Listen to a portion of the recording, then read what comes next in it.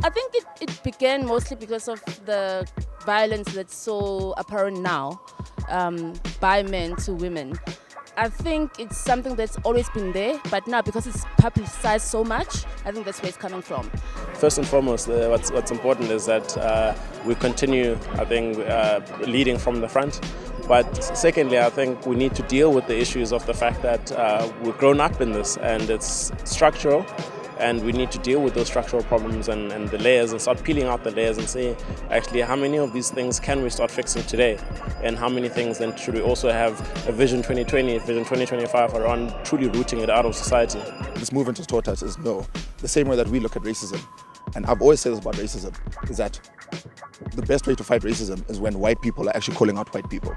And with that same principle, I've never actually thought about it, but the same way to fight this is not women shouting at men anymore. It's about men shouting at men. And I feel like if someone is being in an abusive relationship, you shouldn't stay. You shouldn't think that someone is going to change or someone is going to become better.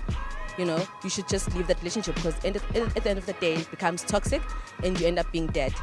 It's a hard issue to tackle, but we just need to be more supportive and say, I'm going to help you.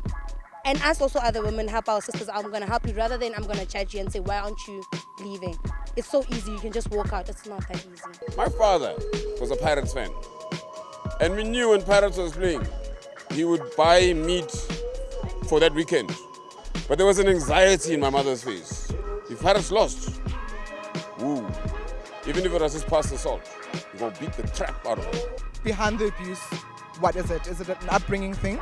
Is it women allow for it to happen? I'm not saying they do, I'm just saying there's a lot of questions that we need to ask ourselves in order to reach the conclusion or to find some sort of solution. If I can sort of hold my brother accountable to his actions, and he does the same to his, you know, by virtue of accountability in the group as men, we will sort of be able to sort of, you know, reach as many people as possible. And we all have to start somewhere, you know. We have to take a stand somewhere. So the sooner I stand up, the better.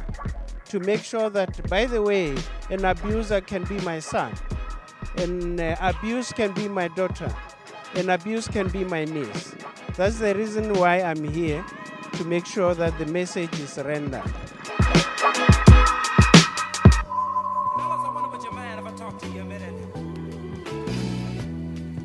You know, sometimes we have a tendency, or should I say we forget what a woman needs every now and then.